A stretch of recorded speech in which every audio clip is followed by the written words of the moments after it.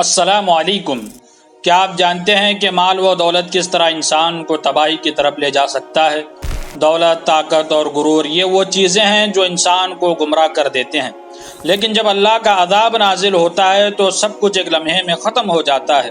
آج ہم ایک ایسی داستان پر بات کریں گے جو نہ صرف خوفناک ہے بلکہ ہمارے لیے عبرت کا سامان بھی ہے۔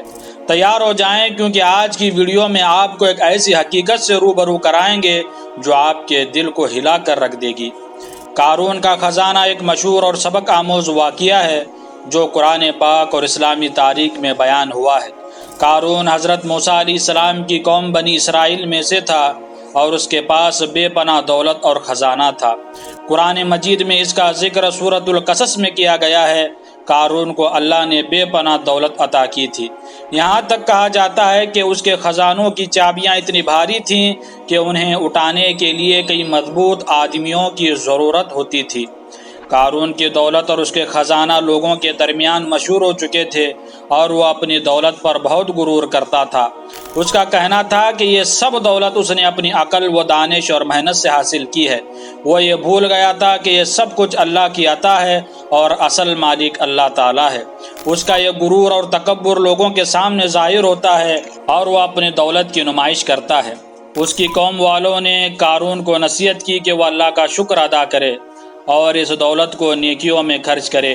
انہوں نے اسے یاد دلایا کہ یہ دولت عارضی ہے اور اللہ تعالیٰ نے ہی اسے یہ سب کچھ عطا کیا ہے، لیکن قارون نے اپنی قوم والوں کی نصیحتوں کو نظر انداز کیا اور کہا یہ سب دولت اس کی محنت کا نتیجہ ہے، اس کا اللہ تعالیٰ سے کوئی تعلق نہیں۔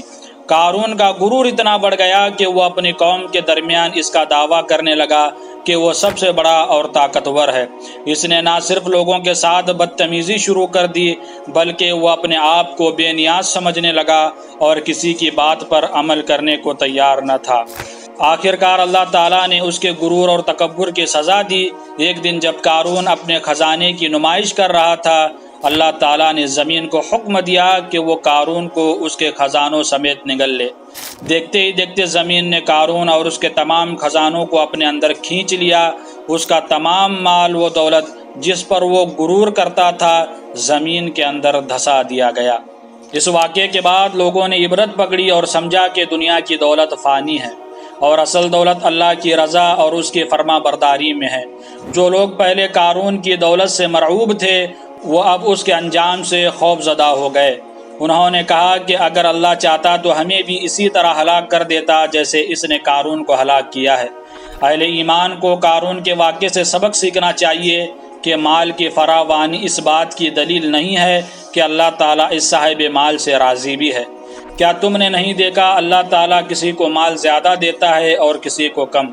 اس کا تعلق اس کی مشیت اور حکمت بالغہ پر موقوف ہے۔ مال کی فراوانی اس کی رضا کی اور مال کی کمی اس کی ناراضی کی دلیل نہیں ہے، اور نہ پیسہ ہونا یہ معیار فضیلت ہے۔ یہ واقعہ ہمیں یہ سبق دیتا ہے کہ ہمیں اللہ کی نعمتوں کا شکر ادا کرنا چاہیے اور انہیں اللہ کی راہ میں خرچ کرنا چاہیے۔ دولت کا غرور اور تکبر انسان کو ہلاکت کی طرف لے جا سکتا ہے۔ قارون کا خزانہ ہمیں یہ سکھاتا ہے کہ اصل کامیابی اور عزت اللہ کی فرما برداری میں ہے، نہ کہ دنیاوی مال و دولت میں۔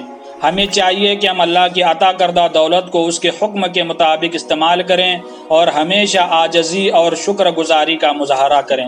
یہ واقعہ ہمیں یاد دلاتا ہے کہ دنیا کی دولت فانی ہے اور اصل دولت وہ ہے جو ہم آخرت کے لیے کماتے ہیں۔